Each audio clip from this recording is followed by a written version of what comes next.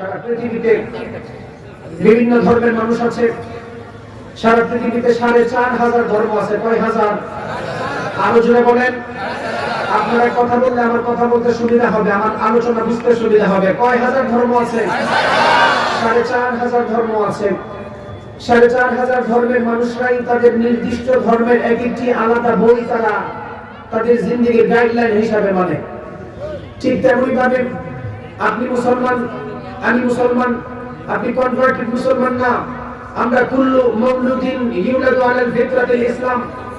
জন্মগতভাবে মুসলমান হওয়ার পরে আপনি আপনার কোরআনকে কতটুকু চিনেছেন? জন্মগতভাবে মুসলমান হওয়ার পরে আপনি আপনার সিভিলাইজেশন সম্পর্কে কতটুকু জানেন? জন্মগতভাবে মুসলমান হওয়ার পরে আপনি আপনার ঐতিহ্য সম্পর্কে কতটুকু জানেন আর কতটুকু ভুলে গিয়েছেন? আজকে এই কোরআন থেকে আপনাদেরকে প্রমাণ দিব ইনশাআল্লাহ। 4,500 ধর্ম বইয়ের আলাদা আলাদা ধর্মের আলাদা আলাদা ধর্ম বই রয়েছে। মুসলিম ধর্ম হিসাবে কোরআন আছে। আপনি শুধু দাবি করেন কোরআন সারা পৃথিবীর মধ্যে অন্যান্য কিতাবের চাইতে সবচেয়ে বেশি দাবি, শুধু দাবি করেন, কিন্তু এটা প্রমাণ দিতে কেউ পারে না। তাফসীরে ইলমির আলোকে, ইজাজে ইলমির আলোকে কোরআন সারা পৃথিবীতে সবচেয়ে দামি হওয়ার প্রমাণ আপনাদের সামনে তুলে ধরব। কোরআন সারা পৃথিবীতে সবচেয়ে দামি হওয়ার অন্যতম কারণ হচ্ছে কোরআন is a book that is most read in this world. কোরআন এমন এক কিতাব যে কিতাব সারা পৃথিবীর অন্যান্য ধর্ম বইয়ের চাইতে সবচাইতে বেশি তেলাওয়াত করা হয়। বলেন সুবহানাল্লাহ। ফর এক্সাম্পল হিসাবে আপনাদেরকে উদাহরণ দেই। আমি জানি আপনাদের রংপুরবাসী অনেক শিক্ষিত মানুষ, স্টেজে অনেক শিক্ষিত মানুষ বসা। আমাদের আধুনিক বিজ্ঞান উন্নত হওয়ার কারণে, আধুনিক জ্যোতির্বিজ্ঞানী উন্নত হওয়ার কারণে মহাকাশ নিয়ে যারা গবেষণা করে, ওনারা মানুষদেরকে জানিয়েছেন পৃথিবীর আহ্নিক গতি, বার্ষিক গতি, ঘূর্ণায়মানের ক্ষেত্রে সারা পৃথিবীতে একটা টাইমের ব্যবধান আছে। বাংলাদেশে এখন 10:30 বাজে বা 11টা বাজে। ইউনাইটেড স্টেট অফ আমেরিকার দিকে তাকাবেন, সেখানে এখন দিনের বেলা। বাংলাদেশের সাথে আপনি ইংল্যান্ডের টাইম মিলাবেন, কখনো টাইমের আপনি সমাধান খুঁজে পাবেন না। বাংলাদেশের সাথে আপনি নেদারল্যান্ডের টাইম মিলাবেন, কখনো আপনি টাইমের মিল খুঁজে পাবেন না। বাংলাদেশের সাথে আপনি ফিনল্যান্ডের টাইম মিলাবেন, কখনো আপনি ফিনল্যান্ডের সাথে বাংলাদেশের টাইম মিলাতে পারবেন না। আধুনিক জ্যোতির্বিজ্ঞানীর আলোকে, তাফসীরে ইলমির আলোকে বোঝা যায়, আধুনিক জ্যোতির্বিজ্ঞানীরা বলেছেন পৃথিবীর আহ্নিক গতি, বার্ষিক গতি, ঘূর্ণায়মানের ক্ষেত্রে সারা পৃথিবীতে যেহেতু টাইমের ব্যবধান আছে, সারা পৃথিবীর কোন না কোন দেশের মধ্যে মুসলিম রয়েছে। মুসলমান থাকা মানেই সারা পৃথিবীর কোন না কোন দেশের মধ্যে প্রতিনিয়ত আযান হচ্ছে।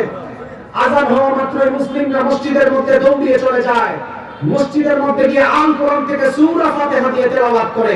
এর মাধ্যমে বোঝা যায়, আধুনিক বিজ্ঞানের দাবি অনুযায়ী বোঝা যায়, সারা পৃথিবীর অন্যান্য ধর্ম বইয়ের চাইতে কোরআন সবচাইতে তেলাওয়াত করা হয়। সুবহানাল্লাহ বলেন। এই কোরআন এমন এক কিতাব, যে কিতাব সারা পৃথিবী সবচাইতে বেশি তেলাওয়াত করা হয়, এর জন্য সম্মানিত নয়। এই কোরআন সারা পৃথিবীর মধ্যে সবচাইতে দামি হওয়ার অন্যতম কারণ হচ্ছে এই কোরআন এমন এক কিতাব, যে কিতাব সারা পৃথিবীর অন্যান্য ধর্ম বইয়ের চাইতে সবচাইতে বেশি বিনামূল্যে দান করা হয়েছে। সুবহানাল্লাহ বলেন। আর এই কোরআন এমন এক কিতাব, যে কিতাবের আইনকে সমাজের মধ্যে রক্ষা করার জন্য, যে কিতাবের আইনকে সমাজের মধ্যে বাস্তবায়ন করার জন্য লক্ষ লক্ষ যুবকরা অকাতরে তাদের জীবন দিয়েছেন। ঠিক কিনা বলেন? এখনো পর্যন্ত যারা কোরআনের বিরোধিতা করে, এখনো পর্যন্ত যারা ইসলামের বিরোধিতা করে, এখনো পর্যন্ত যারা মাদ্রাসা শিক্ষাকে ব্যাঙের ছাতা বলে গালি দেয়, মনে রাখবেন তারা আবু জাহেলের মতো হত্যা করা হবে। ঠিক কিনা বলেন? ছাড় দেওয়া হবে না। ইসলামের বিরুদ্ধে কথা বললে কাফের, তাদের বিরুদ্ধে কোনো কথা হবে না, ছাড় দেওয়ার কোনো চান্স নাই। আবু জাহেল মতো মৃত্যুবরণ করবে, মানুষদের সাথে দাঙ্গা লাগায়, মানুষদের সাথে হাঙ্গা লাগায়, আবু জাহেলের মতো মৃত্যু হবে। ঠিক কিনা বলেন? কোরআন সারা পৃথিবীর মধ্যে সবচাইতে দামি হওয়ার অন্যতম কারণ হচ্ছে এই কোরআন এমন এক কিতাব, যে কিতাব আল্লাহ নাযিল করেছেন। দুনিয়ার মধ্যে সারা পৃথিবীর অন্যান্য ধর্মের হাফেজ খুঁজে পাবেন, অন্যান্য ধর্মের হাফেজ খুঁজে পাবেন?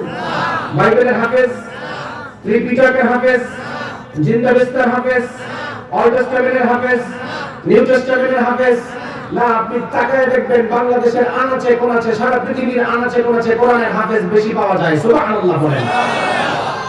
কোরআন সারা পৃথিবীর মধ্যে সবচেয়ে দামি হওয়ার দ্বিতীয় নম্বর অন্যতম কারণ হচ্ছে তাফসীরে ইলমির আলোকে, ইজাজে ইলমির আলোকে বলতে গেলে এই কোরআন এমন এক কিতাব, যে ব্যক্তি তেলাওয়াত করে তারও ভালো লাগে, যে ব্যক্তি তেলাওয়াত শুনে তারও ভালো লাগে। সুবহানাল্লাহ বলেন। আল্লাহ রাব্বুল আলামিন কোরআন নাযিল করার মাধ্যমে দুনিয়ার মানুষদেরকে জানালেন, আমি আল্লাহ এই কোরআন নাযিল করার মাধ্যমে দুনিয়ার মানুষদেরকে হেদায়েত দিয়েছি। যেই মানুষগুলি দুনিয়ার মধ্যে চলাফেরা করা অবস্থায় কোরআনকে মানবে, ওই মানুষদেরকে আল্লাহ জান্নাতে ঢুকায় দিবে। আর যেই মানুষগুলি দুনিয়ার মধ্যে চলাফেরা করা অবস্থায় কোরআনকে মানবে না, কোরআনকে জানবে না, কোরআনকে অস্বীকার করবে, তাদেরকে আল্লাহ জাহান্নামের মধ্যে ঢুকায়া দিবে। এই কোরআন সারা পৃথিবীর মধ্যে দামি হওয়ার অন্যতম একটা কারণ হলো কোরআন এমন এক কিতাব, আপনি যদি তেলাওয়াত করেন আপনার কাছেও ভালো লাগবে, যেই ব্যক্তি তেলাওয়াত শুনে তারও ভালো লাগে। অন্যতম একটা উদাহরণ আপনাদের এলাকা দিয়ে যাই। আপনাদের এলাকায় যখন শহরের আজান হলো, আপনারা সবাই নামাজের মধ্যে দাঁড়িয়ে গেলেন, মসজিদের মধ্যে ঢুকে গেলেন। একদিনও তো আপনি বলেন নাই, ও হুজুর 50 থেকে 60 বছর জিন্দেগি কেটে গেল, আপনি শুধু সূরা ফাতিহা দিয়ে নামাজ শুরু করেন। আজকে সূরা ফাতিহা দিয়ে নামাজ পড়া যাবে না, বুখারী শরীফের শেষ হাদিস দিয়ে নামাজ শুরু করেন, এই কথা বলার কি কোনো চান্স আছে? আপনি যদি মক্কা মদিনার ইমাম সাহেবদের দিকে তাকায় দেখেন, আপনি যদি সৌদি আরবের দিকে তাকায় দেখেন, মক্কা মদিনার ইমাম সাহেবরা যখন নামাজের মধ্যে দাঁড়িয়ে যায়, মুসল্লিরা পিছনের মধ্যে হাউমাউ করে কাঁদতে থাকে, কেউ কান্না বন্ধ করতে পারে না। কোরআনের অ্যাট্রাকশনের কারণে মানুষগুলি কান্না শুরু করে। এর মাধ্যমেই বোঝা যায় কোরআন তেলাওয়াত করলেও ভালো লাগে, কোরআন শুনলেও ভালো লাগে, দিল ঠান্ডা হয়ে যায়। সুবহানাল্লাহ।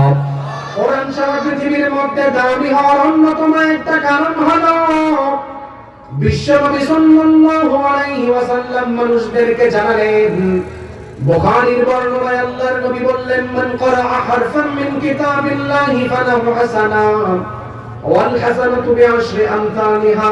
ও সাহাবায়ে কেরাম, দিনের কান লাগায় শোনো, উম্মতের মধ্যে কোন উম্মত যদি কোরআন তেলাওয়াত করে প্রতি অক্ষরে আল্লাহ তাআলা 10টা করে নেকি বান্দার আমলনামার মধ্যে লিখে দেয়। বলেন সুবহানাল্লাহ। সাহাবায়ে কেরাম আমার নবীকে বলল, গো আল্লাহর নবী, আপনি তো বলেছেন প্রতি অক্ষরে 10টা করে নাকি আল্লাহ তাআলা বান্দার আমলনামায় দিবে। ওগো আল্লাহর নবী, আলিফ লাম মিম 3টা উচ্চারণ করার কারণে কি 10টা নেকি হবে নাকি আলাদা 30টা নেকি হবে? আপনি জানলে অবাক হবেন। আল্লাহর নবী সাহাবায়ে কেরামদেরকে জানালেন, ও সাহাবায়ে কেরাম শোনো, আমার উম্মতের মধ্যে কোন উম্মত যদি আলিফ শব্দ উচ্চারণ করে আলাদা 10টা নেকি দেওয়া হবে, লাম উচ্চারণ করার কারণে আল্লাহ আলাদা 10টা নেকি দিবেন, মিম উচ্চারণ করার কারণে আলাদা 10টা নেকি অর্থাৎ 30টা নেকি দিবেন। সুবহানাল্লাহ। কোরআন সারা পৃথিবীর মধ্যে দামি হওয়ার অন্যতম আরেকটা কারণ হলো বিশ্বনবী সাল্লাল্লাহু আলাইহি ওয়াসাল্লাম মানুষদেরকে জানালেন, ইকরাউল কুরআন ফাইন্নাহু ইয়াতি ইয়াউমাল কিয়ামাতি শাফিআন লিআসহাবিহি। ও সাহাবায়ে কেরাম, উম্মতের মধ্যে যেই সমস্ত উম্মতগুলি দুনিয়ার মধ্যে কোরআন তেলাওয়াত করবে, কোরআনকে ভালোবাসবে, কোরআনের কথা শুনবে, কোরআন শিক্ষা দিবে, ওই মানুষটা যখন মারা যাবে, লেভেল প্লেইং ফিল্ড যখন কায়েম হয়ে যাবে হাসরের ময়দানে, ওই কোরআনটা আল্লাহর কাছে বান্দার জন্য সুপারিশ করতে থাকবেন। সুবহানাল্লাহ। কোরআন আপনার জন্য সুপারিশ করবে। আপনি কোরআন তেলাওয়াত করবেন, কোরআন আল্লাহকে বলবেন, আল্লাহ এই বান্দা দুনিয়াতে আপনার কালাম সে প্রতিনিয়ত পাঠ করেছেন, মাদ্রাসায় উলামায়ে কেরাম কোরআন শিক্ষা দিয়েছেন, মাদ্রাসার বাইরে উলামায়ে কেরাম তালিম তরবিয়তের মাধ্যমে মানুষদেরকে কোরআন শিক্ষা দিয়েছেন, মানুষ কোরআন শিখেছেন, পড়েছেন। আল্লাহ তাকে যতক্ষণ পর্যন্ত জান্নাতে না দিবেন ততক্ষণ পর্যন্ত সুপারিশ বন্ধ হবে না। সুবহানাল্লাহ বলেন। এই কোরআন সারা পৃথিবীর মধ্যে দামি হওয়ার অন্যতম একটা কারণ হলো আপনি তো আপনার সন্তানকে কোরআন শিক্ষা দিতে চান না, আপনি তো আপনার সন্তানকে মাদ্রাসায় শিক্ষা দিতে চান না, আপনি তো তাফসীরুল কোরআন মাহফিলের মধ্যে বসতে চান না। আপনি শুনে রাখেন, বিশ্বনবী সাল্লাল্লাহু আলাইহি ওয়াসাল্লাম তিরমিজির বর্ণনায় সাহাবায়ে কেরামদেরকে বলল, ইন্না লিল্লাহি আহলিনা মিনান নাস। ও ও সাহাবায়ে কেরাম, দুনিয়ার মধ্যে আল্লাহর পরিবার রয়েছে। সাহাবায়ে কেরাম বলল, মান হুম ইয়া রাসূলুল্লাহ, আল্লাহর পরিবার কারা তারা? আমার নবী বলল, দুনিয়ার মধ্যে যেই মানুষগুলি কোরআন ওয়ালা হুম আহলুল কোরআনি ওয়া আহলুল্লাহি ওয়া খাসসাতুহু, যেই মানুষগুলি দুনিয়ার মধ্যে কোরআন ওয়ালা, কোরআনকে ভালোবাসে, কোরআন তেলাওয়াত করে, কোরআনকে জানে, কোরআনকে মানে, ওই মানুষটা সবাই আল্লাহর পরিবারে পরিগণিত হয়ে যায়। সুবহানাল্লাহ। এই কোরআন সারা পৃথিবীর মধ্যে দামি হওয়ার অন্যতম আরেকটা কারণ হলো, আপনি তো চিন্তা করেন আপনার সন্তানকে কোরআন শিক্ষা দিবেন না। আপনি তো চিন্তা করেন আপনার সন্তান যদি কোরআন শিক্ষা করে হয়তো দুনিয়ার আধুনিকতা বুঝতে পারবে না। আপনি জানলে অবাক হবেন, আপনার সন্তানকে কোরআন না শিক্ষা দেওয়ার কারণে আপনার সন্তানের কলবটা, আল্লাহর নবী বলল, ইন্নাল্লাযী লাইসা ফী জাওফিহি শাইউম মিনাল কুরআনি কাল বাইতিল খরিব, যেই মানুষের অন্তরের মধ্যে কোরআনের কোনো লেশ নাই, ওই মানুষটার অন্তরটা অন্ধকার ঘরের মতো, তারা অন্ধকার ঘরের মতো হয়ে যায়। আপনি যদি বলেন হুজুর অন্ধকার ঘর সম্পর্কে আপনি বলেন, আপনাদের সমাজে আপনারা তাকায় দেখবেন যেই সমস্ত অন্ধকার জায়গা রয়েছে, ওই সমস্ত অন্ধকার জায়গার মধ্যে শয়তান বাস করে। ঠিক তেমন ভাবে হাদিসের পরিভাষায়, ইন্নাল্লাযী লাইসা ফী জাওফিহি শাইউম মিনাল কুরআনি কাল বাইতিল খরিব, যাদের ভিতরে কোরআন নাই তাদের কলবটা অন্ধকার ঘরের মতো। আর অন্ধকার কলব যাদের ভিতরে থাকবে তাদের মুখ দিয়ে কখনো হক কথা বের হবে না, ঠিক কিনা? অন্ধকার কলব যাদের ভিতরে থাকবে তারা কখনো কোরআনের পক্ষে কথা বলতে চাইবে না। অন্ধকার কলব যাদের ভিতরে থাকবে তারা কখনো হক কথা বলতে পারবে না। অন্ধকার কলব যাদের ভিতরে থাকে তারা দেখবেন উলামায়ে কেরামদেরকে অত্যাচার করে, কোরআনকে ব্যাকডেটেড কিতাব বলে গালি দেয়। এই রকম মানুষ আমাদের সমাজে আছে না নাই? আপনি দেখবেন কোরআন সারা পৃথিবীর মধ্যে অন্যান্য ৪,৫০০ ধর্ম বইয়ের চাইতে সবচেয়ে দামি হওয়ার অন্যতম কারণ হচ্ছে there is no contradiction between the Holy Book, Quran and science. তাফসীরে ইলমির আলোকে, এজাজে ইলমির আলোকে বলতে গেলে এই কোরআনের সঙ্গে আধুনিক বিজ্ঞানের কোনো দ্বন্দ্ব নেই, বরং বিজ্ঞান যত উন্নত আর বিকশিত হচ্ছে, কোরআন ততই মানুষ বুঝতেছেন আর বিজ্ঞান ততই কোরআনের কাছে ভিক্ষার থলি নিয়ে দাঁড়িয়ে যাচ্ছেন। সুবহানাল্লাহ বলেন। কোরআন উন্নত হচ্ছে, আপনি ভাবতেছেন বিজ্ঞানের কারণে, না, কোরআন উন্নত হয় নাই, বরং বিজ্ঞান যত উন্নত হচ্ছে বিজ্ঞান তত কোরআনের কাছে ভিক্ষার থলি নিয়ে দাঁড়িয়ে যাচ্ছে। এর উদাহরণ দেই আপনাদেরকে। আমাদের দুনিয়ার শিক্ষিত মানুষরা তারা দুনিয়া সৃষ্টির ইতিহাস হয়তো মাত্র 2 থেকে 300 বছর আগে জেনেছেন। স্টিফেন হকিং এর আলোকে হয়তো কিছুদিন আগে আপনারা পৃথিবী সৃষ্টির ইতিহাস জানছেন। আমাদের সমাজের মানুষ নিজের সন্তানকে কোরআন শিক্ষা দিতে চায় না। হয়তো মাদ্রাসায় পড়লে মনে হয় সন্তানটা সায়েন্স সম্পর্কে কিছু জানবে না। আমাদের দাবি থাকে মাদ্রাসায় পড়াশোনা করলে হয়তো আমার সন্তানটা সায়েন্স সম্পর্কে, আধুনিকতা সম্পর্কে কিছু জানবে না। আপনি জানলে অবাক হবেন, আপনার বিজ্ঞান স্যাটেলাইটের যুগে উন্নত যতটুকু হয়েছে, কোরআন থেকে চুরি করে তারা তথ্য নিয়ে উন্নত হয়েছে, ঠিক কিনা বলেন? তার অন্যতম একটা উদাহরণ দেই। স্টিফেন হকিং দাবি করেছেন পৃথিবীর সমস্ত কিছু কানা শাইআন ওয়াহিদান মিন গাজ, সমস্ত কিছু একত্রিত গ্যাসীয় কণার মতো ছিল। যারা শিক্ষিত মানুষ আলোচনাটা কোট করবেন, আপনার দাবি বিজ্ঞানের আলোকে আপনি পৃথিবী সৃষ্টির ইতিহাস জেনেছেন। আপনি জানলে অবাক হবেন, রব্বুল আলামিন এই পৃথিবী সৃষ্টির ইতিহাস ১৫০০ বছর আগে কোরআনের মধ্যে ঢুকাইয়া দিয়েছেন। সুবহানাল্লাহ বলেন। আল্লাহ রব্বুল আলামিন কোরআন নাযিল করার মাধ্যমে দুনিয়ার মানুষদেরকে জানালেন, কোরআন নাযিল করার মাধ্যমে সমস্ত কিছুর সমাধান আল্লাহ দুনিয়ার মধ্যে দিয়েছেন। আমাদের সমাজের মানুষ বিজ্ঞান শেখার কারণে কোরআনকে গালি দেয়, বিজ্ঞান শেখার কারণে মাদ্রাসায় পড়াতে চায় না। আমাদের সমাজের মানুষ বিজ্ঞান উন্নত হওয়ার কারণে উলামায়ে কেরামদেরকে কাঠমোল্লা বলে গালি দেয়, হুজুরকে দেখলেই নাক ছিটকায়। আপনি দিলের কান লাগায় শুনেন যে বিজ্ঞান উন্নত হওয়ার কারণে আপনি বিগ ব্যাং থিওরির কথা মাত্র কয়েকশো বছর আগে জেনেছেন। রব্বুল আলামিন ১৫০০ বছর আগে সূরাতুল আম্বিয়া এর ৩০ নম্বর আয়াতে এই বিগ ব্যাং থিওরির কথা তুলে দিয়েছেন। সুবহানাল্লাহ। আল্লাহ রব্বুল আলামিন বললেন, أولم ير الذين كفروا أن السماوات والأرض كانتا رتقا ففتقناهما আল্লাহ রাব্বুল আলামিন এই আয়াতের মধ্যে দুনিয়ার মানুষদেরকে সুন্দর করে জানালেন, আপনি তো পৃথিবী সৃষ্টির ইতিহাস মাত্র কয়েকশো বছর আগে জেনেছেন। রব্বুল আলামিন সূরাতুল আম্বিয়া এর 30 নম্বর আয়াতে মানুষদেরকে বললেন, দুনিয়ার সমস্ত আসমান জমিন একত্রিত ছিল আমি আল্লাহর অর্ডারের কারণে, সবকিছু আলাদা আলাদা হয়ে গিয়েছে। সুবহানাল্লাহ। আল্লাহ রাব্বুল আলামিন এই বিষয়টাকে ক্লিয়ার করার জন্য কোরআনুল কারীমের সূরাতুল হামিম সিজদার 14 নম্বর আয়াতে জানালেন, দুনিয়ার মানুষ তো চিন্তা করে, তারা তো চিন্তা করে দুনিয়া একত্রিত ছিল। রব্বুল আলামিন বলেন, আসমান জমিন যখন একত্রিত ছিল আমি আল্লাহ অর্ডার দেওয়ার কারণে আসমান জমিন ইচ্ছায় অনিচ্ছায় সমস্ত কিছু আলাদা আলাদা হয়ে গিয়েছে। সুবহানাল্লাহ।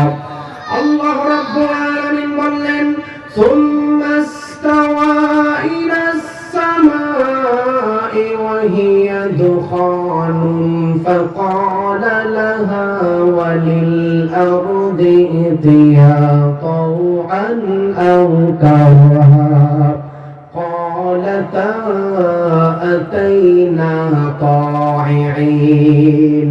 আল্লাহ এর স্পষ্ট করেছেন, আসমান জমিন একত্রিত ছিল, কানা শাইআন ওয়াহিদান মিন গাস, গ্যাসীয় কণার মতো ছিল। বিজ্ঞানের দাবি ঠিক আছে, কিন্তু আপনি জানলে অবাক হবেন, গ্যাসীয় কণার মতো ছিল বিজ্ঞান দাবি করে মাত্র কয়েকশো বছর আগে, অথচ আল্লাহ তাআলা স্পষ্ট বলেছেন যখন একত্রিত ছিল আসমানের দিকে আমি মনোনিবেশন করার সঙ্গে আসমান আলাদা হয়েছে, জমিনের দিকে মনোনিবেশন করার সঙ্গে সঙ্গে ইচ্ছায় অনিচ্ছায় সবকিছু আলাদা আলাদা হয়ে গিয়েছে। সুবহানাল্লাহ। বলেন আল্লাহ রাব্বুল আলামিন কোরআন নাযিল করার মাধ্যমে সমস্ত কিছুর সমাধান দিয়েছেন। এর অন্যতম আরেকটা উদাহরণ দিয়ে আপনারা সুন্দর করে বুঝতে পারবেন। আমাদের বিজ্ঞানীদের মধ্যে এখনো ঠেলাঠেলি রয়েছে, সূর্য ঘোরে নাকি পৃথিবী ঘোরে। আজ পর্যন্ত বিজ্ঞানী কোনো সমাধান দিতে পারে নাই, বিজ্ঞান কোনো সমাধানের মধ্যে বসতে পারে নাই। আপনি জানলে অবাক হবেন, রব্বুল আলামিন ১,৫০০ বছর আগে কোরআনুল কারীমের বিজ্ঞানময় সূরা সূরাতুল ইয়াসিনের মধ্যে সূর্য ঘোরাঘুরির সমাধান আল্লাহ ১,৫০০ বছর আগে দিয়েছেন। সুবহানাল্লাহ।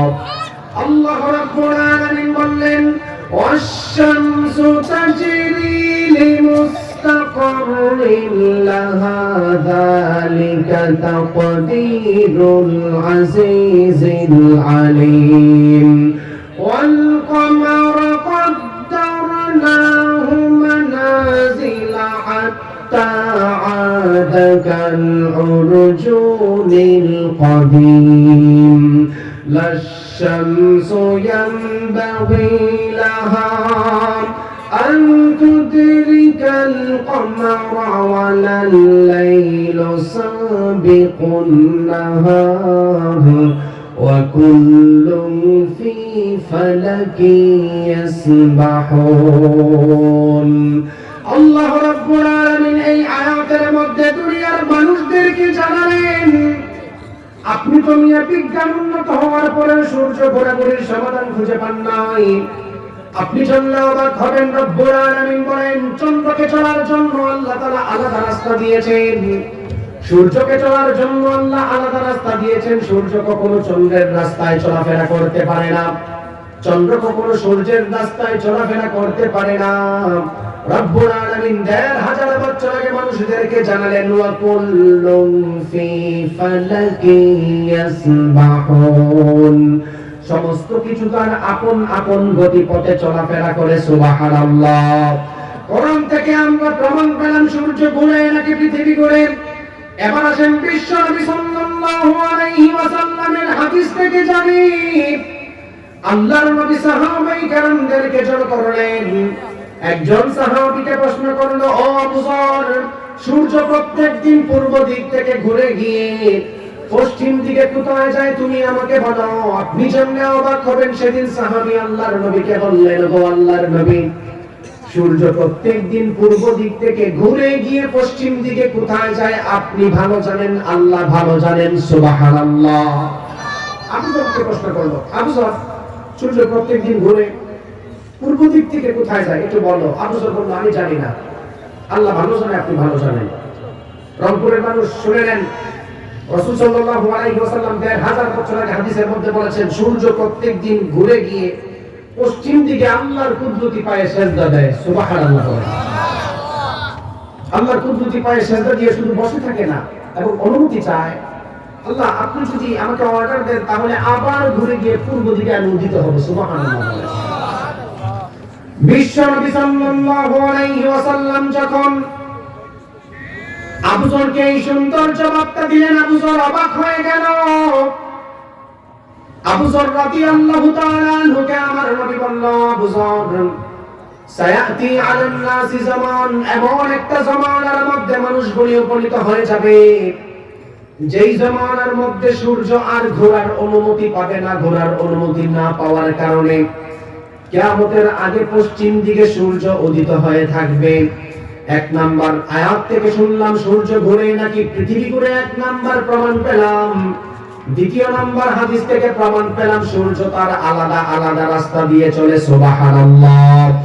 আল্লাহ রাব্বুল আলামিন বললেন, ওয়াশ-শামসু তাজরি লিমুস্তাকাররিন লাহা যালিকা তাকদীরুল আজিজিল আলীম। والقمر قدرناه منازل حتى عاد كالعرجون القديم. لا الشمس ينبغي لها أن تدرك القمر ولا الليل سابق النهار وكل في فلك يسبحون. আপনাদের সামনে আমি প্রমাণ করতে যাচ্ছি, আপনারা একটু শুনলে অবাক হবেন। আমাদের সমাজের মানুষ শিক্ষিত হওয়ার কারণে নিজেদের সন্তানদেরকে মাদ্রাসার শিক্ষা দিতে চায় না।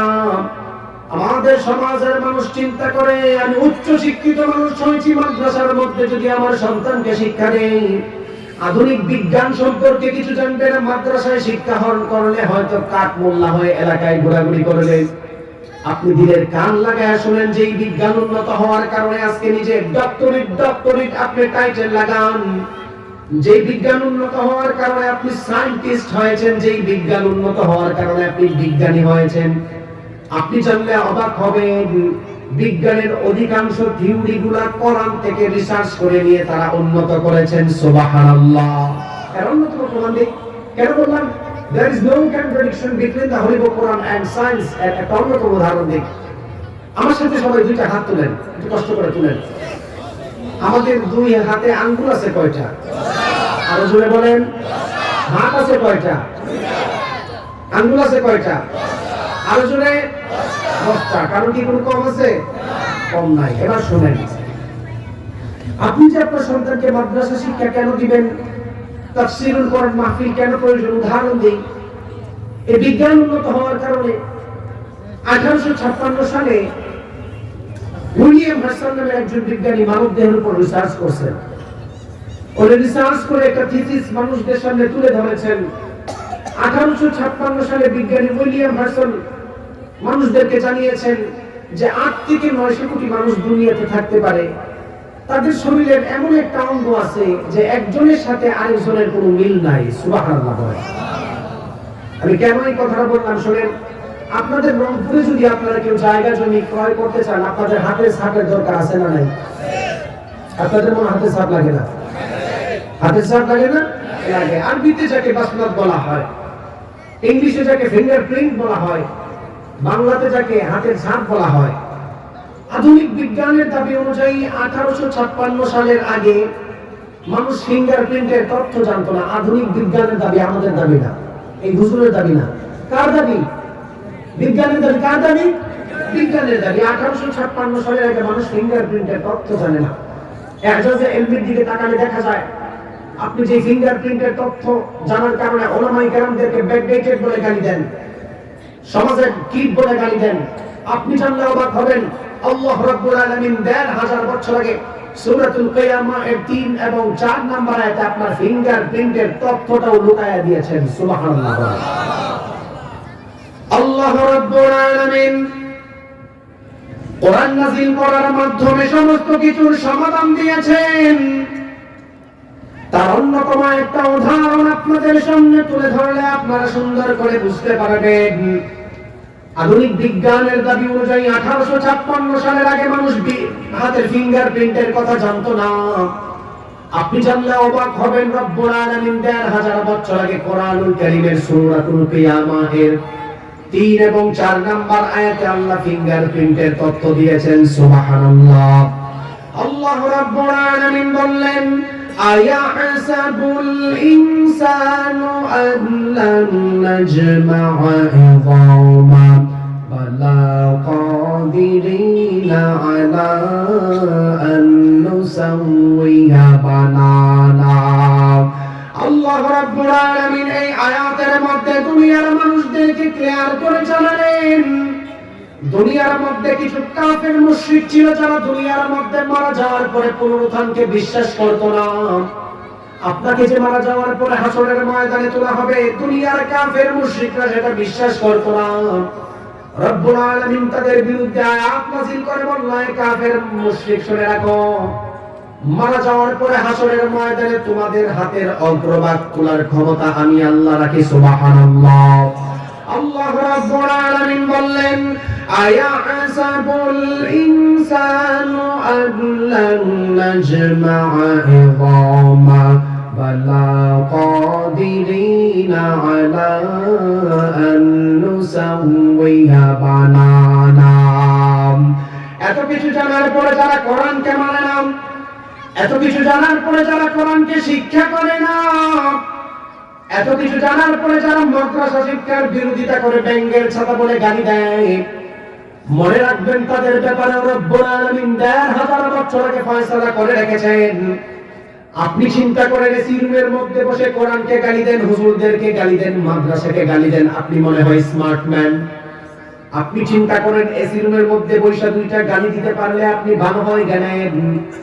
আপনি জানলে অবাক হবেন, আপনার ব্যাপারে রব্বুল আলামিন ১৫০০ বছর আগে কোরআনের মধ্যে জানালেন। যেই মানুষগুলি এত কিছু জানার পরে, এত কিছু পাওয়ার পরে কোরআনকে মানে নাই, কোরআনকে জানে নাই, আল্লাহ তাআলা তাদেরকে দুনিয়া এবং আখিরাতের মধ্যে ৩টা শাস্তি দিবেন। বলেন কয়টা? আল্লাহ রাব্বুল আলামিন কোরআনুল কারীমের ২০ নম্বর সূরা সূরাতুত তাহা এর ১২৪ থেকে ২৬ নম্বর আয়াতে জানালেন, ওয়ামান আ'রাদা আন যিকরি ফাইন্না লাহু মাঈশাতান দানকা ওয়া নাহশুরুহু ইয়াওমাল কিয়ামাতি আ'মা ক্বালা রাব্বি লিমা হাশারতানি আ'মা ওয়া ক্বাদ কুনতু বাসীরা قال كذلك أتتك آياتنا فنسيتها وكذلك اليوم تنسى। আল্লাহ রাব্বুল আলামিন এই আয়াতের মধ্যে দুনিয়ার মানুষদেরকে হুঁশিয়ার করলেন। আপনি জানলে অবাক হবেন, রব্বুল আলামিন বলেন, ওয়ামান আ'রাদা আন যিকরি ফাইন্না লাহু মাঈশাতান দানকা। যেই মানুষগুলি দুনিয়ার মধ্যে কোরআন পাওয়ার পরে কোরআনকে জানে নাই, কোরআন পাওয়ার পরে যারা কোরআনকে ব্যাকডেটেড বলে গালি দিয়েছে, উলামায়ে কেরামদেরকে কাঠমোল্লা বলে গালি দিয়েছে, ওই মানুষটাকে আল্লাহ তাআলা মাঈশাতান দানকা এর ব্যাখ্যায় মুফাসসিরিনে কেরাম জানান, ওই মানুষটা কখনো দুনিয়ার মধ্যে সুখ শান্তি খুঁজে পাবে না। দ্বিতীয় নাম্বার, মাঈশাতান দানকা এর ব্যাখ্যা ইমাম ফখরুদ্দিন রাজি রাহমাতুল্লাহি আলাইহি দুনিয়ার মানুষদেরকে জানালেন, কোরআন না মানা অবস্থায় মারা যাওয়ার কারণে কবরে রাখার সঙ্গে সঙ্গে কবরটাকে সংকীর্ণ করবেন। তৃতীয় নাম্বার শাস্তি হলো ওয়া নাহশুরুহু ইয়াওমাল কিয়ামাতি আ'মা। আল্লাহ তাআলা ওই সমস্ত মানুষদেরকে হাসরের ময়দানে অন্ধ অবস্থায় তুলবে। যেই মানুষরা হাসরের ময়দানে অন্ধ অবস্থায় হাজির হয়ে যাবে, হাসরের ময়দানে অন্ধ অবস্থায় হাজির হওয়ার পর আমার আল্লাহকে বলবে, ওগো আল্লাহ, দুনিয়ার মধ্যে তো আমার চোখ ছিল, কেন আপনি আমাকে হাসরের ময়দানে অন্ধ অবস্থায় তুললেন? قال رب لما حشرتني أعمى وقد كنت بصيرا। ওগো আল্লাহ, কেন আপনি আমাকে হাসরের ময়দানে অন্ধ অবস্থায় তুললেন, আমি জানতে চাই। মানুষরা প্রশ্ন করবে, দুনিয়ার মধ্যে তো আপনি আমাকে স্কেলিটন কঙ্কাল দিয়েছিলেন, দুনিয়ার মধ্যে চলার জন্য আমাকে স্পাইনাল কর্ড দিয়েছিলেন, দুনিয়ার মধ্যে চলা সহজ করার জন্য চোখ দিয়েছিলেন, চোখ নামক নিয়ামত দেওয়ার পরে কেন আপনি আমাকে হাসরের ময়দানে অন্ধ অবস্থায় তুললেন? রব্বুল আলামিন ওই মানুষদের জবাবে সূরাতুত তাহা এর 126 নম্বর আয়াতে বলবেন, قال كذلك أتتك آياتنا فنسيتها وكذلك اليوم تنسى। যেই মানুষগুলি দুনিয়ার মধ্যে কোরআন মানে নাই, কোরআন না মানার কারণে, নবীকে না মানার কারণে, ওলামায়ে কেরামদেরকে অসম্মান করার কারণে তোমাদেরকে হাসরের ময়দানে অন্ধ অবস্থায় তোলা হয়েছে।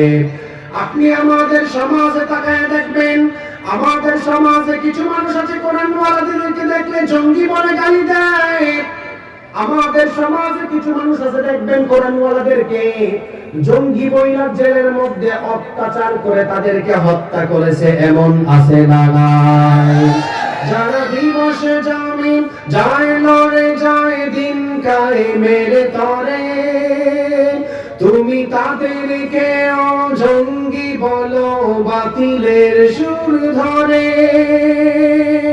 ফতোয়া দিয়ে উম্মার মাঝে বিভক্তি শুধু বাড়াও, নিজেকে ভাবো হক বাকিরা ভুলে নীতিটা ছড়াও।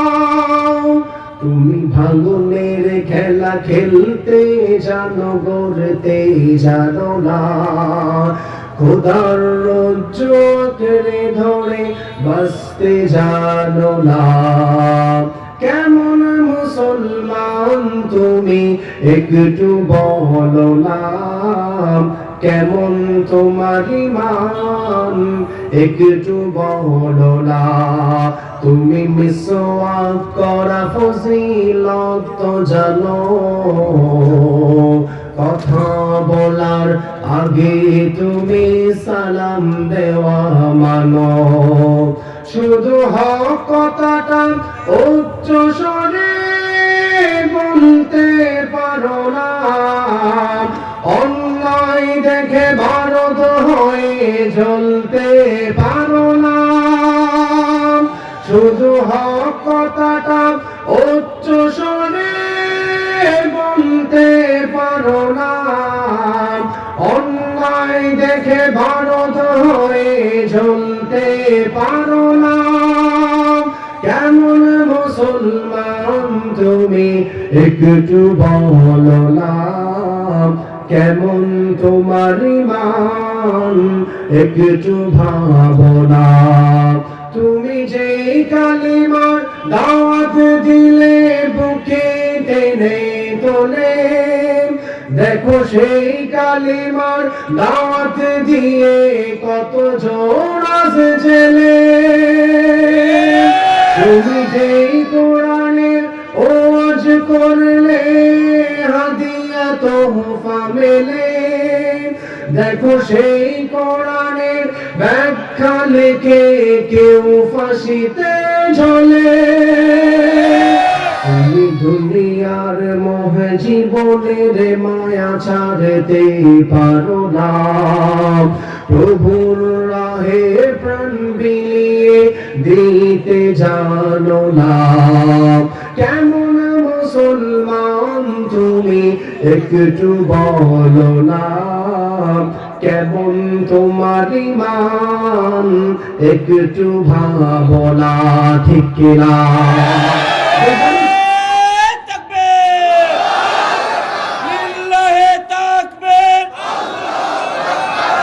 কোরআনের আলো দুনিয়ার মুসলিম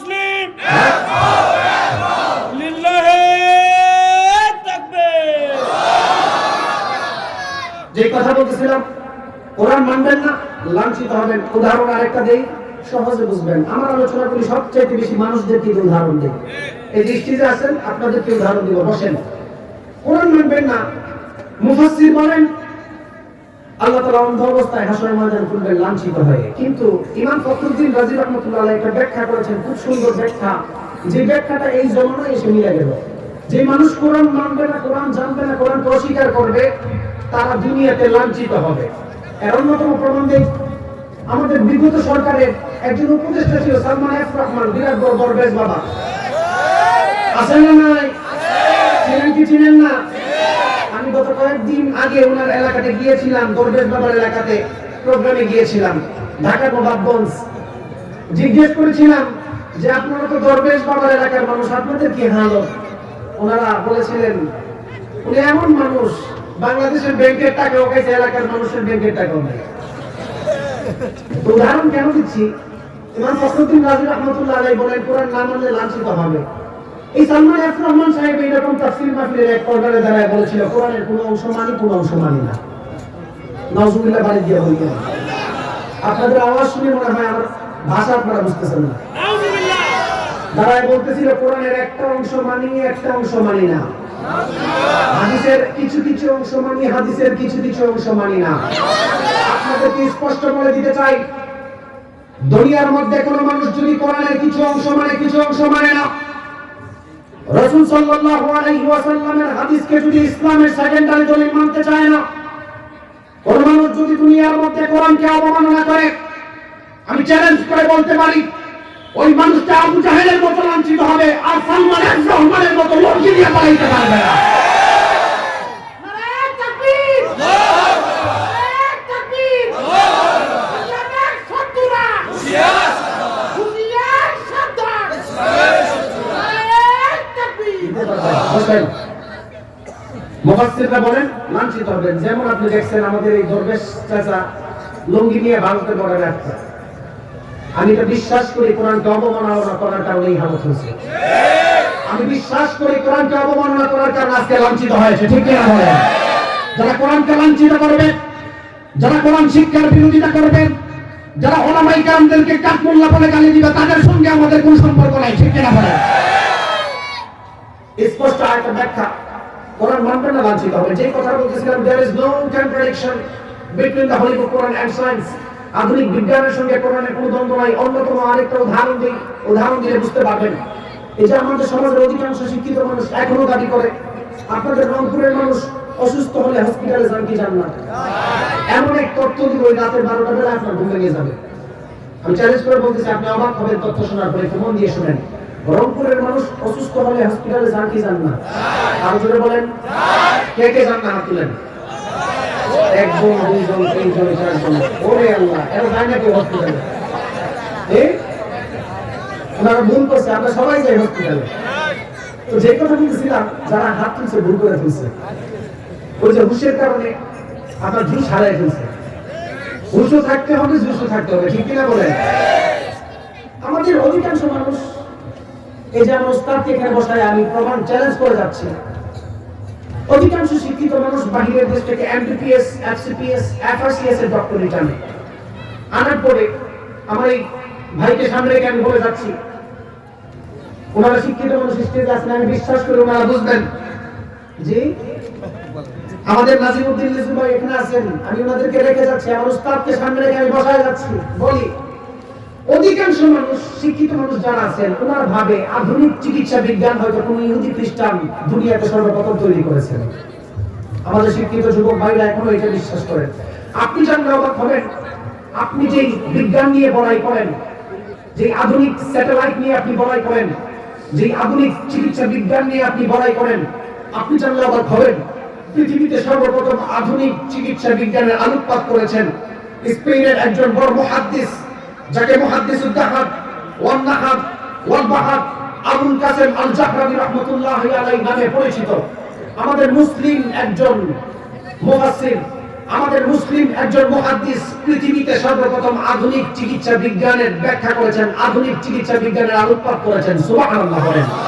অন্যতম একটা উদাহরণ দেই, আবুল কাসেম আল জাহরাবি রাহমাতুল্লাহি আলাইহি যখন আধুনিক চিকিৎসা বিজ্ঞানের আলোকপাত করেন, 30 খণ্ডের কিতাব লিখেছেন। এখনো পর্যন্ত আমাদের দেশের ডক্টর বাহিনী গিয়ে এমবিবিএস, এফসিপিএস, এফএসসিএস এর ডক্টর এখানে আবুল কাসেম আল জাহরাবি রাহমাতুল্লাহ আলাইহি 30 খণ্ড বই থেকে সোর্স নিয়ে ডক্টর হয়। সুবহানাল্লাহ। আবুল কাসেম আল জাহরাবি রাহমাতুল্লাহ আলাইহি যখন আধুনিক চিকিৎসা বিজ্ঞান তৈরি করেছেন, ওনার কাছে অনেক মানুষ যেত চিকিৎসার জন্য। যেমন আপনারা হসপিটালে যান, আপনাদেরকে আপনাদের সিভিলাইজেশন জানিয়ে যায়, সভ্যতা জানিয়ে যায়, দা ইনক্লুডিং লেগাসি অফ মুসলিম সিভিলাইজেশনের আলোকে আপনাদেরকে বলে যায়। আবুল কাসেম আল জাহরাবি রাহমাতুল্লাহ আলাইহির কাছে যখন মানুষ চিকিৎসার জন্য যেত, উনি বিসমিল্লাহ লিখে প্রেসক্রিপশন লিখতেন। আপনি রংপুর মেডিকেলে যাবেন, আপনার মাথার ব্যথা, আপনার কোমরের ব্যথা, আপনার ব্রেইনের সমস্যা, অক্সিপিটাল নোডের সমস্যা, ফ্রন্টাল নোডের সমস্যা, আপনার এক্সটেইন সেন্টার হিট হয়ে যায়, এটা সমস্যা। আমি আপনাদেরকে চ্যালেঞ্জ করে বলে যাই, আবুল কাসেম আল জাহরাবি রাহমাতুল্লাহ আলাইহি সর্বপ্রথম যখন চিকিৎসা বিজ্ঞানের প্রেসক্রিপশন দিতেন, বিসমিল্লাহ লিখতেন।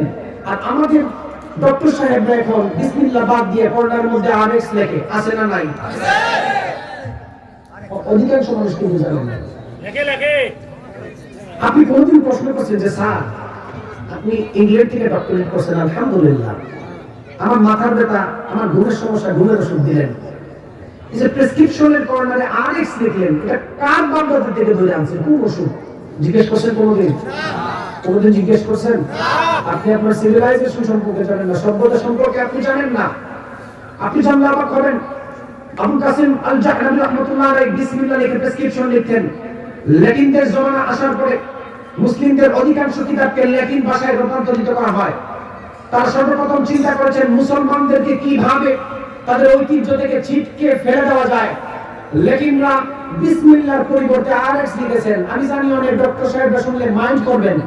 ওনারা মাইন্ড করবেন কেন? ওনারা বলবেন হুজুর আমরা তো আরএক্স এর মিনিং এই নিন দেই না, এই নিন না। আপনি গুগলে সার্চ করেন, আরএক্স এর মিনিং হচ্ছে ওই জমানা পূর্বের মিশরীয় গ্রিক দেবীকে অনুসরণ করা। তাদের আকীদা ছিল কেউ যদি ওই মিশরীয় গ্রিক দেবীকে অনুসরণ করে আর অসুস্থ হবে না। নাউজুবিল্লাহ বলেন। সুস্থতা দেওয়ার মালিককে, অসুস্থতা দেওয়ার মালিককে। আবুল কাসেম আল জাহরাবি রাহমাতুল্লাহ আলাইহি আমাদের পূর্বপুরুষরা চিকিৎসা বিজ্ঞানের প্রেসক্রিপশন লিখতেন বিসমিল্লাহ দিয়ে। ল্যাটিন এটাকে পিছনে ফালানোর জন্য আরএক্স লিখেছেন। আজকের এই তাফসীরুল কোরআন মাহফিল থেকে, আজকের এই গঙ্গাচড়া তাফসীরুল কোরআন মাহফিল থেকে আমাদের একটাই দাবি, আমাদের কোন মুসলিম ডাক্তার যদি বাহিরের দেশে এমবিবিএস করে, এফসিপিএস করে, এফএসসিএস এর ডক্টরেট নেন, আজকের এই হাজার মানুষকে সামনে রেখে বলে যাই, আমাদের একটাই দাবি হচ্ছে মুসলিম ডাক্তাররা আরএক্স কে বর্জন করে বিসমিল্লাহ দিয়ে প্রেসক্রিপশন লেখা যায়। ঠিক কি না বলেন? আরএক্স আমরা চাই না। হিন্দু ডক্টর আরএক্স লিখুক না আর যে কিছু লিখুক, আমার দেখার বিষয় না। বৌদ্ধ ধর্ম অন্য কিছু লিখুক, আমার দেখার বিষয় না। আমার মূল উদ্দেশ্য হচ্ছে আমার মুসলিম ডাক্তার। আপনি ডক্টর সাহেব, আপনাকে আমার দেশের দরকার, আপনি আমার জাতির রত্ন, আপনি আমার দেশের রত্ন। আপনি ডক্টর সাহেব, আপনি আপনার ঐতিহ্য ফিরে যান। কেন বললাম? The including legacy of Muslim civilization খুলে দেখেন আপনার ঐতিহ্য কি ছিল আর ঐতিহ্য আপনি কোথায় বিক্রি করে দিয়েছেন। আমাদের একটাই দাবি হবে আরএক্স কে বর্জন করে বিসমিল্লাহ দিয়ে প্রেসক্রিপশন চাই। চাই কি চাই না? আপনি হাত তুলে বলেন কে কে চাই? আল্লাহ তাআলা সবাইকে কবুল করুন। যে কথা বলতেছিলাম, আধুনিক চিকিৎসা বিজ্ঞানের উন্নত হয়েছে কোরআন থেকে। আল্লাহ তাআলা স্পষ্ট বলেছেন ওয়ানুনাজ্জিলু মিনাল কুরআনি মা হুয়া শিফাউ ওয়া রাহমাতুল লিল মুমিনিন। আল্লাহ কোরআন নাযিল করেছেন মুমিনদের জন্য রহমত এবং শিফা। সুবহানাল্লাহ। উদাহরণ একটা দরকার আছে না নাই? আছে। আপনাদেরকে উদাহরণ দিই। আযান দিলে সবাই নামাজে যান কি যান না? কে কে নামাজ পড়েন না একটা হাত তুলেন। এরপর হাত তুলেন। হুশ নাই, কারণ হুশ নাই। আযান দিলে মসজিদে মুসলমানরা নামাজে যায়, এটা স্বাভাবিক। আপনি জানলে অবাক হবেন, পাকিস্তানের একজন বিখ্যাত ডক্টর মাজেদ জামান উসমানী, উনি ইউরোপের একটা ইউনিভার্সিটিতে ফিজিওথেরাপির উপর শিক্ষা নেওয়ার জন্য গিয়েছিলেন। সেখানে যাওয়ার পরে দেখেন বড় বড় দুইজন প্রফেসর ডক্টর ওনাদের আন্ডারে উনি পড়েছেন। একজনের নাম হচ্ছে স্মিথ অ্যান্ড্রিস, আরেকজনের নাম হচ্ছে চার্লস ফকনার।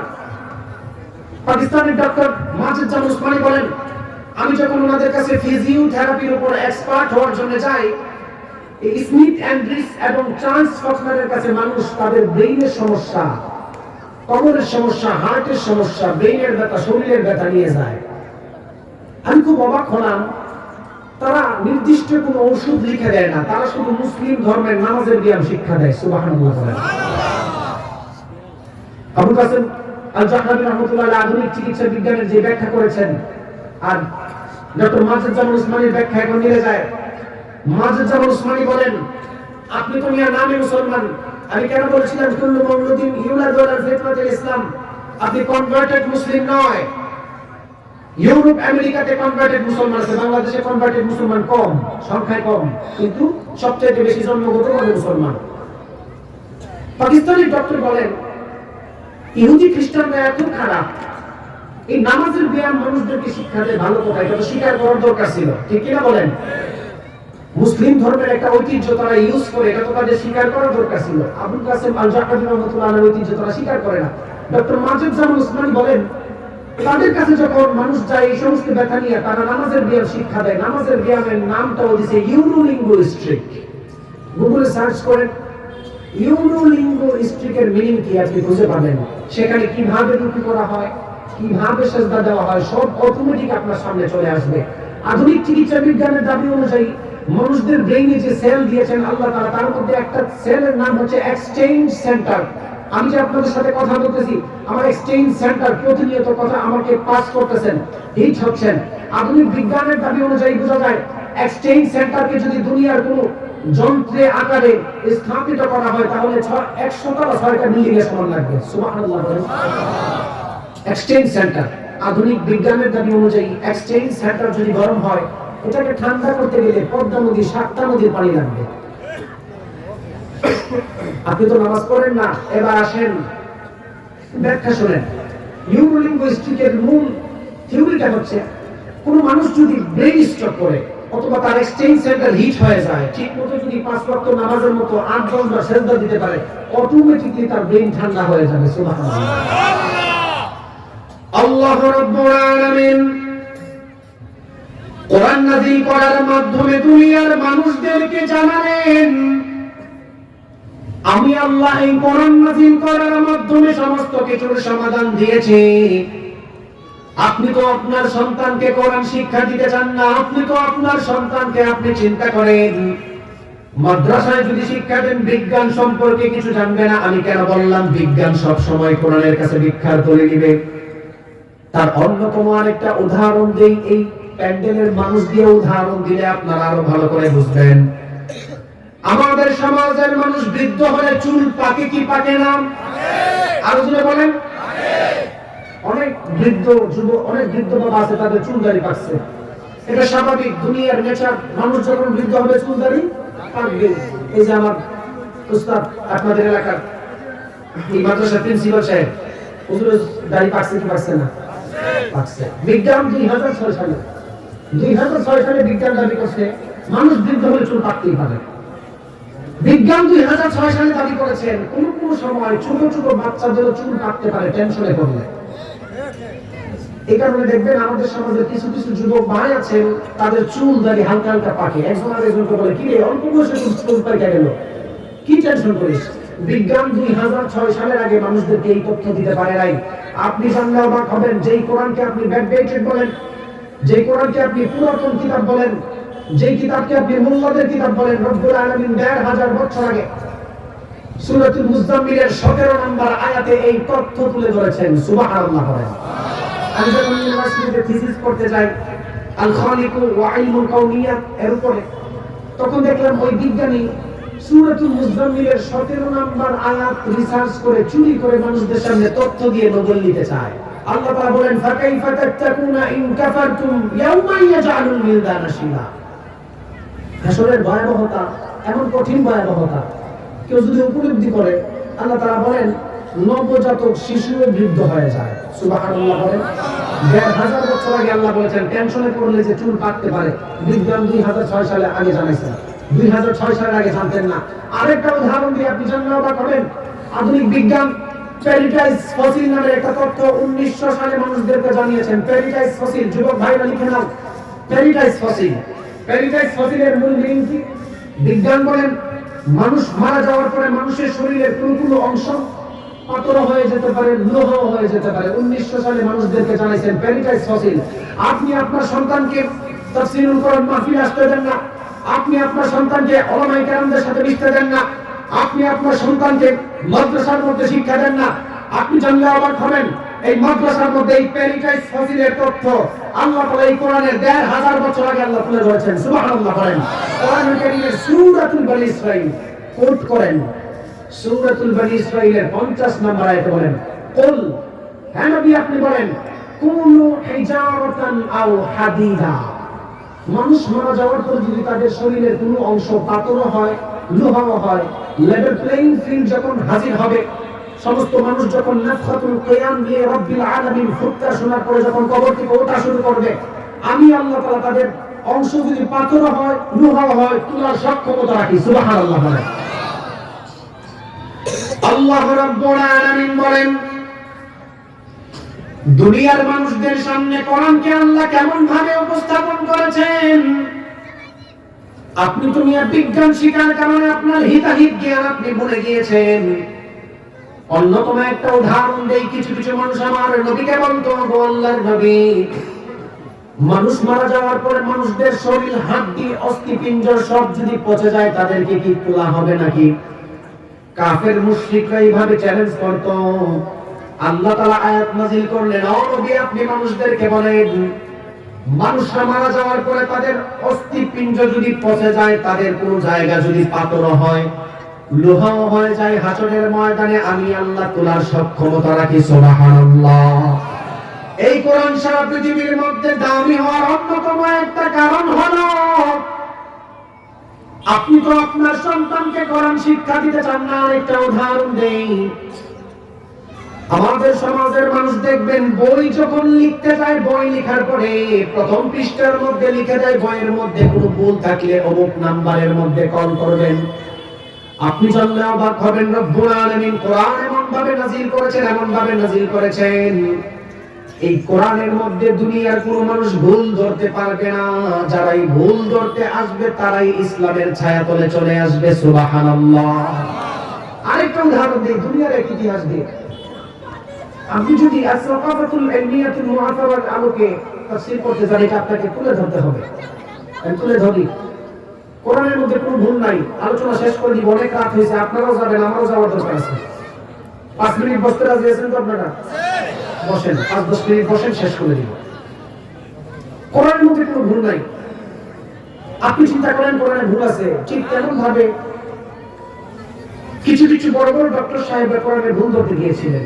একজনের উদাহরণ দেই, আমাদের পৃথিবীর একজন কুখ্যাত মানুষের নাম নেই, ফেরাউন। ফেরাউনকে চিনেন কি চিনেন না? আলোচনা বলেন, চিনেন কি চিনেন না? ফেরাউন এমন এক ব্যক্তি, আল্লাহ রাব্বুল আলামিন কোরআনুল কারীমের 114টা সূরার মধ্যে 44 সূরার মধ্যে ফেরাউনের কথা বলছেন। এর মানে মনে হয় ফেরাউন আল্লাহর ওলি। কি বলেন? ফেরাউন আল্লাহর ওলি? কোরআনুল কারীমের 6236টা আয়াতের মধ্যে 532 আয়াতে আল্লাহ ফেরাউনের কথা বলেছেন। এর মানে হয় ফেরাউন মনে হয় জান্নাতি নাকি? না।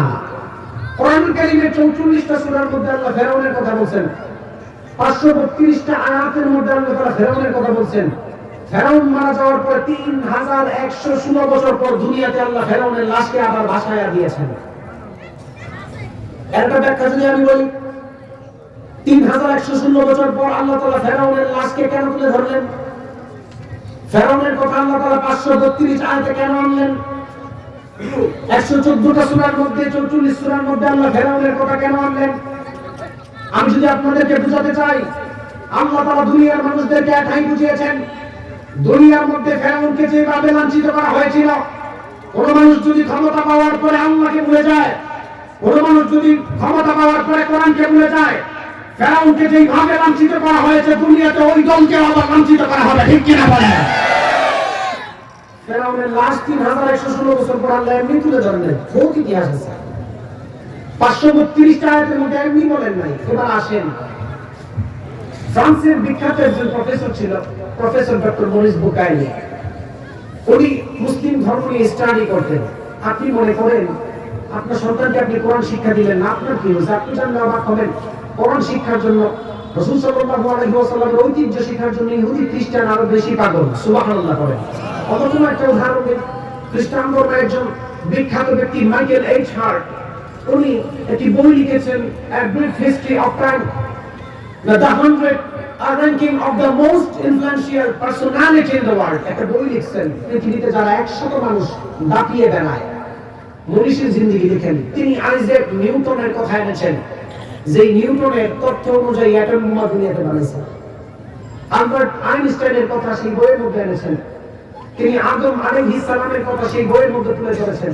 The 100 ranking of the most influential personality in the world।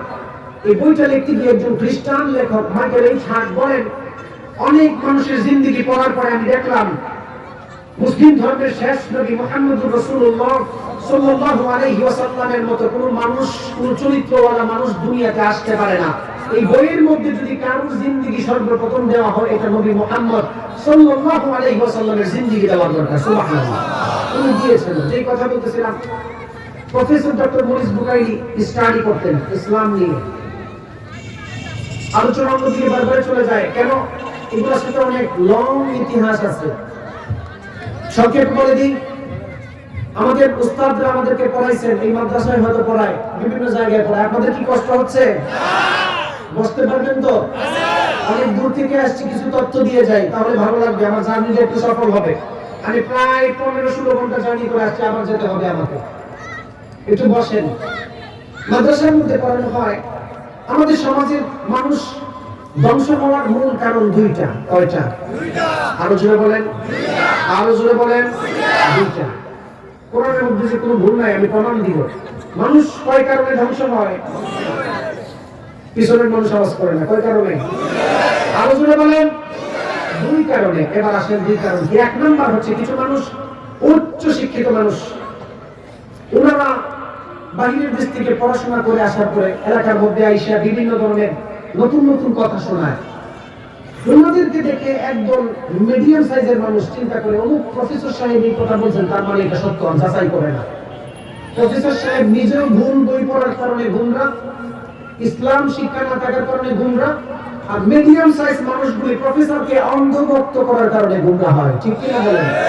উদাহরণ দেই, আপনাদেরকে আমাদেরকে যখন ইংরেজরা ছেড়ে চলে যায়, ইংরেজদের কমান্ডার তার সোলজারকে জিজ্ঞেস করেছিল, কেন চলে আসলা? ওই দিন জবাব দেওয়া হয়েছিল, মুসলিমদের সঙ্গে আমরা অস্ত্র যুদ্ধে হারি নাই, তাদের ঈমানের যুদ্ধের সাথে হেরেছি। সুবহানাল্লাহ বলেন। ওই জমানার মধ্যে 1802 সাল, 1912 সাল আমাদের ইউনিভার্সিটিতে প্রফেসর ডক্টর রশিদ জাহিদ হাফিজাহুল্লাহ একটি কিতাব পড়ায়, আল কুরআন ওয়াল মুস্তাশরিকুন। অর্থাৎ আমাদের সমাজের কিছু মানুষ আছে ওরিয়েন্টালিস্টদেরকে বিশ্বাস করে। ইংলিশে যাদেরকে ওরিয়েন্টালিস্ট বলা হয়, বাংলাতে তাদেরকে প্রাচ্যবাদ বলা হয়, আরবিতে তাদেরকে মুস্তাশরিকিন বলা হয়। আল কুরআন ওয়াল মুস্তাশরিকুন পড়ার ক্ষেত্রে গিয়ে দেখি 18 সাল 1900 সালে দুইজন লেখক খুব সুন্দর দুইটা বই লিখছেন। একজনের নাম হচ্ছে গোল্ডজিহেড, আরেকজনের নাম হচ্ছে জোসেফ শার্ট। গুগলে সার্চ করবেন, 1802 সাল 1912 সাল। ওনারা বই লিখছেন, origin of Muhammadan jurisprudence, aspect of Islamic civilization, mister আরবানি নিকোলসন, এরকম অনেক বই লিখছেন। ইহুদির ঘরের সন্তানরা ওই জমানা থেকে চিন্তা করেছেন মুসলমানদেরকে কিভাবে ধ্বংস করা যায়। তারা বই লিখছেন, origin of Muhammadan jurisprudence, aspect of Islamic civilization. অর্থাৎ রাসূল সাল্লাল্লাহু আলাইহি ওয়াসাল্লামের জিন্দেগি নিয়ে একজন ইহুদি বই লিখছেন। রাসূল সাল্লাল্লাহু আলাইহি ওয়াসাল্লামের চলন বলন কত নিয়ে একজন খ্রিস্টান বই লিখেছেন 1900 সালে। বইগুলি খুলে দেখবেন, টরন্টো ইউনিভার্সিটিতে সেই বই পড়ানো হয়, অক্সফোর্ড ইউনিভার্সিটির মধ্যে সেই বই পড়ানো হয়, বোস্টন ইউনিভার্সিটির মধ্যে সেই বড় বইগুলি পড়ানো হয়, পৃথিবীর বড় বড় খ্যাতনামা ইউনিভার্সিটির মধ্যে সেই বইগুলি পড়ানো হয়। সেই বইগুলি আমাদের সমাজের কিছু মানুষ বাহিরের দেশে পড়াশোনা করে ইংলিশে লেখা, রাসূলের জীবনী কিসে লেখা? আরো জোরে বলেন। বাইরের দেশে পড়ার পরে 2 লাইন ইংলিশ ভালো করে জানে, মসজিদে এসে হুজুরকে বলে, হুজুর এই মেয়ে আপনি কি বলেন, ধুমধাম, এরকম আছে না নাই? আছে।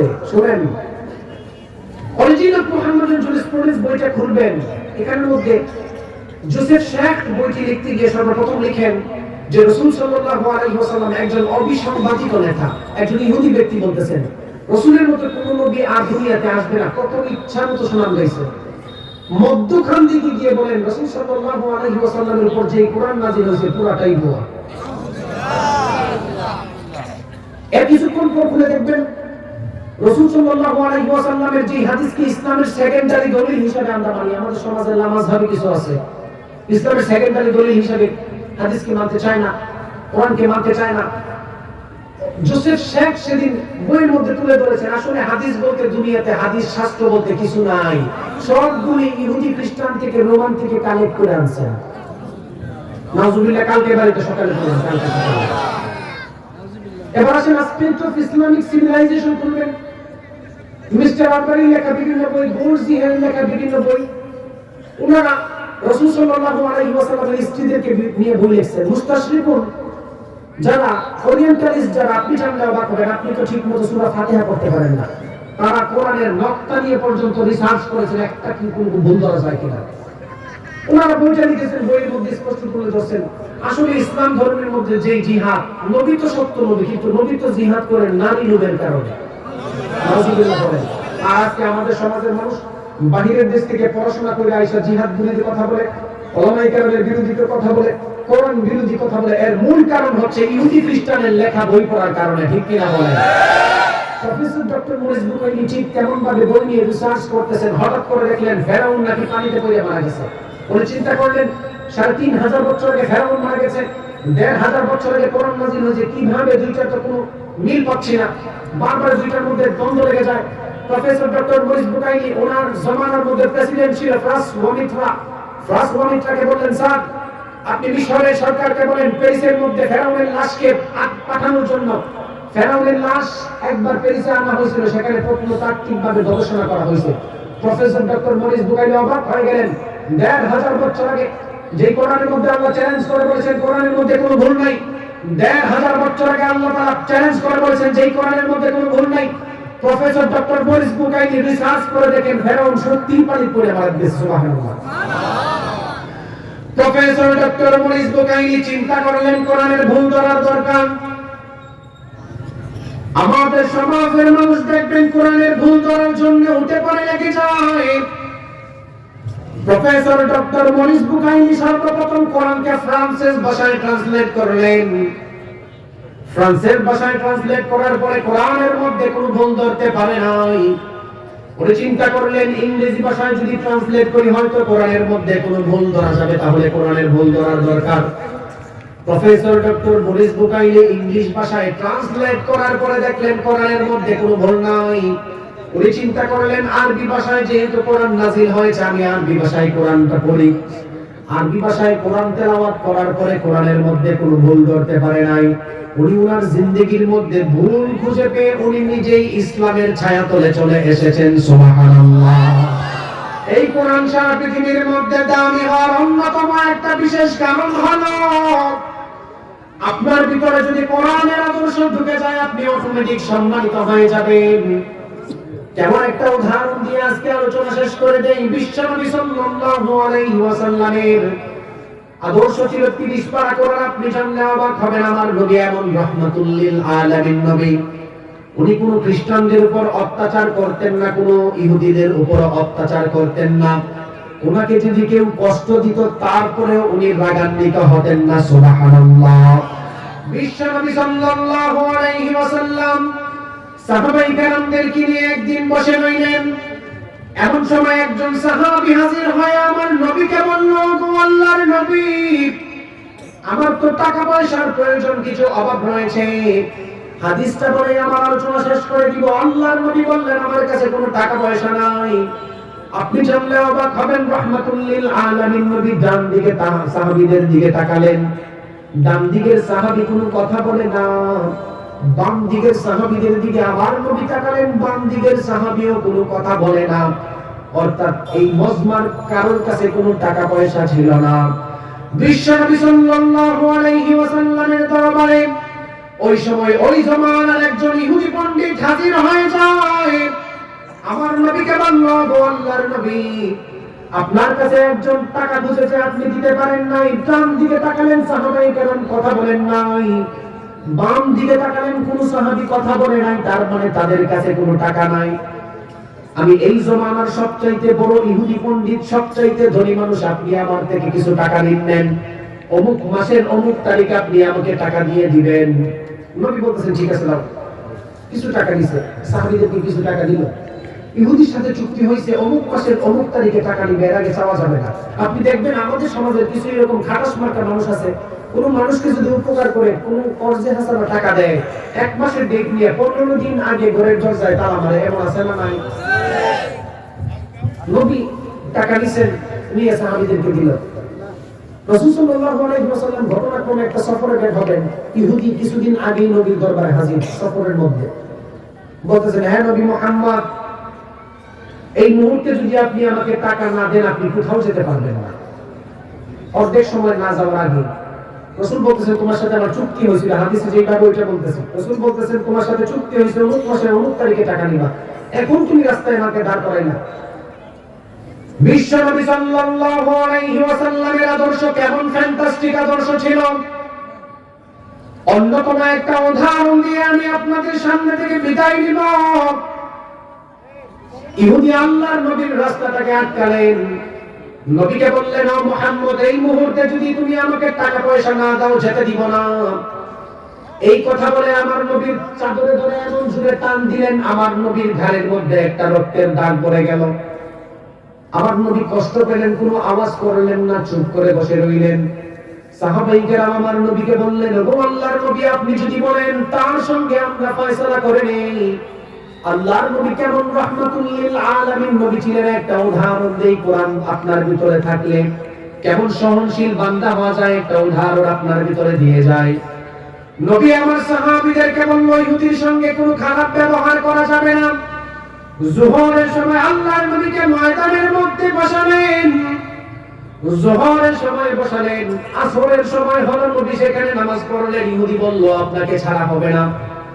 মাগরিবের জামাত হলো, আল্লাহর নবীকে বললেন, ও মুহাম্মদ, মাগরিবের জামাত পড়ো, টাকা না দিলে তোমাকে ছাড়া হবে না। ঘটনাক্রমে সেই জায়গার মধ্যে এশারের জামাত আল্লাহর নবী পড়লেন, কোনো আওয়াজ করলেন না। নবী এশারের জামাত পড়ছেন, যোহর থেকে এশার পর্যন্ত। কে ধরে রাখছে? ইহুদি ধরে রাখছে। আবার এখানে একটা দাগও দিছে। কেমন রাহমাতুল লিল আলামিন। তাহাজ্জুদের সময় হয়েছে, তাহাজ্জুদ নামাজ, দাঁড়িয়ে গেলেন। ফজরের সময় হলো, ফজরের সময় দাঁড়ালেন। দাঁড়ানোর পরে নামাজ শেষ, যখন সূর্য উদিত হলো, ইহুদি পণ্ডিত আল্লাহর নবীর সামনে আসলেন, বললেন, হে নবী, আমি জমানার একজন বড় ইহুদি পণ্ডিত, আমি আপনাকে আসলে কষ্ট দেওয়ার জন্য এই কাজ করি নাই। আমি রাতের বেলা যখন তওরাত স্টাডি করতাম, আমি সেখানে দেখতাম শেষ জমানার নবী এমন সহনশীল নবী হবে, যে নবীকে কেউ যদি রাগাতে চায় উনি রাগান্বিত হয় না। সুবহানাল্লাহ। আমি আপনাকে অনেক চেষ্টা করছি রাগানোর জন্য, আপনার ঘাড়ের মধ্যে দাগ ফালাই দিছে, আপনি রাগেন নাই। আমি এখানে সাহাবায়ে কেরামদের সামনে ঘোষণা করলাম, আপনি সত্যি নবী। আমি আল্লাহর উপর, আপনার ইসলাম ধর্মের উপর ঈমান এনে মুসলমান হলাম। সুবহানাল্লাহ। ওনার জিন্দেগীর অধিকাংশ টাকা পয়সা আল্লাহর রাস্তায় সেদিন দান করেছিলেন। যে কথা বলতেছিলাম আলোচনা শেষ করে দিব। কোরআন সারা পৃথিবীর মধ্যে সবচাইতে দামি হওয়ার অন্যতম কারণ হচ্ছে অন্যান্য ধর্মগুলোর চাইতে বেশি তেলাওয়াত করা হয়। অন্যতম আরেকটা কারণ হচ্ছে কোরআন তেলাওয়াত করবেন, আল্লাহর পরিবারে আপনি পরিগণিত হবেন। কোরআন তেলাওয়াত করবেন, তাফসীরুল কোরআন মাহফিলে বসবেন, হাসরের ময়দানে কোরআন আপনার জন্য শাফাআত করবেন। সুবহানাল্লাহ। কোরআন সারা পৃথিবীর মধ্যে দামি হওয়ার অন্যতম কারণ হচ্ছে there is no contradiction between the Holy Book, Quran and science। বর্তমান আধুনিক স্যাটেলাইট বলেন, আধুনিক বিজ্ঞানের সাথে কোরআনের কোনো দ্বন্দ্ব নাই। কোরআন যত মানুষ স্টাডি করে, বিজ্ঞান যত উন্নত হচ্ছে, বিজ্ঞান তত কোরআনের কাছে ভিক্ষার থলি দিন দিন নিয়ে দাঁড়িয়ে যাচ্ছে। আপনাদেরকে কয়েকটা উদাহরণ দিলাম, আপনাদের শরীর দিয়ে উদাহরণ দিলাম, আপনাদের এলাকা দিয়ে উদাহরণ দিলাম। কোরআন সারা পৃথিবীর মধ্যে অন্যান্য কিতাবের সবচেয়ে দামি হওয়ার অন্যতম কারণ হচ্ছে এই কোরআনের মধ্যে কোনো ভুল নাই, কেউ ধরতে পারবে না। যারাই ভুল ধরতে আসবে তারাই ইসলাম ধর্ম গ্রহণ করবেন। সুবহানাল্লাহ করেন। সর্বশেষ কথা, কোরআন সারা পৃথিবীর মধ্যে সবচেয়ে দামি হওয়ার অন্যতম কারণ হচ্ছে এই কোরআন আল্লাহ নাযিল করেছেন, হেফাজতের দায়িত্ব নিয়েছেন আল্লাহ। আপনি এসি থেকে বসে চিন্তা করবেন, কোরআন একটা সুইচ দিয়ে বন্ধ করে দিবেন, নিয়ে মনে রাখবেন কোরআনের সুইচ আপনি বন্ধ করতে গেলে আপনার 14 গোষ্ঠীর সুইচ আল্লাহ বন্ধ করে দিবেন। আল্লাহ তাআলা বুঝার তৌফিক দান করুন। আমার কথাতে যদি কেউ কষ্ট পান ক্ষমার নজরে দেখবেন। যে কথাগুলি বলেছি সেই কথাগুলির উপর আপনাকে আমাকে আমল করার তৌফিক দান করুন। আমিন। ওয়া আখিরু দাওয়ানা আলহামদুলিল্লাহি রাব্বিল আলামিন। আসসালামু আলাইকুম। জি কিছু বলবেন?